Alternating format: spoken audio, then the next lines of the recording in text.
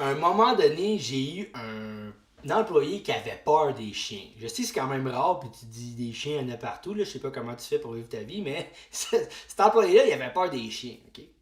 Cet employé-là, à cause qu'il avait peur des chiens, ce que je faisais maintenant, quand j'ai eu mes soumissions, quand je faisais des soumissions, je demandais toujours au client, avez-vous des chiens, avez-vous des animaux? Puis il me répondait oui ou non. Puis je demandais comment vous allez penser à organiser vos animaux pendant les travaux.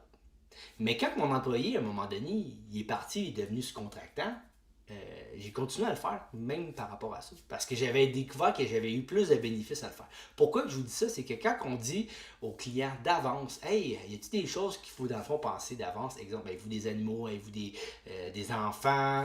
Est-ce que vous travaillez à votre maison? Est-ce que dans le fond vous servez de votre cours? Ben, ça va vous donner des indications qu'est-ce que vous pouvez faire durant vos travaux. Quand vous dites, est-ce que vous travaillez à la maison, puis que le client vous répond oui, ben là, vous allez savoir déjà que vous allez avoir une prévention à faire avec lui. Vous dites, ben ça va faire du bruit à tel moment, peut-être qu'on va manquer d'électricité. Quand il vous dit, j'ai des enfants, puis je me sers de la cour à temps plein parce que dans le fond, j'ai une compagnie de garage, je sais pas trop quoi, non.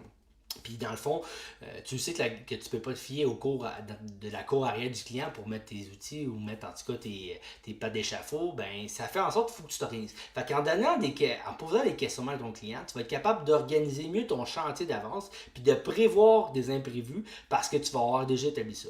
Je sais que l'exemple de l'employé avec le chien qui avait peur, là, c'est anodin, mais en même temps, moi, ce que ça m'a fait réaliser, c'est que si on ne prend pas le temps de poser certaines questions au client, ben, il nous arrive souvent des fois des situations qu'on n'avait pas pensées, puis ça amène des discussions. Je vous donne un autre exemple, là, vraiment spécial celle-là, mais madame, à un moment donné, elle avait une perruche, ok? Puis sa perruche, peut-être c'est pas une perruche, je sais plus comment ça s'appelait, là, mais mettons, elle avait un animal comme exotique, mais il était à côté de la porte d'entrée. Fait que là, on travaillait, il fait moins de 40 dehors. Fait qu'à chaque fois qu'on ouvrait la porte, ça faisait un coup de vent, tu sais. Moi, la première fois que j'ai faite, parce que j'étais habitué de poser ces questions-là, c'est avez-vous des animaux, là, je voyais bien la perruche, ben j'ai tout de suite dit, ben il va falloir trouver une nouvelle place. On y pense pas à ça d'avance, mais imaginez-moi à 5.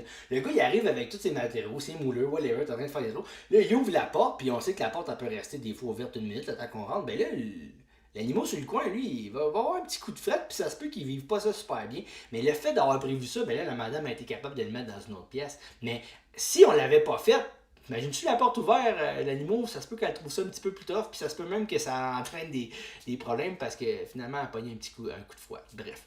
Fait que des fois, de poser des questions dans l'ordre, vous allez voir avec le client, vous allez quand même être capable de voir où votre marge de manœuvre, puis vous allez trouver souvent des solutions aux problèmes qui pourraient être éventuellement des méchants problèmes comme un animal dans l'entrée.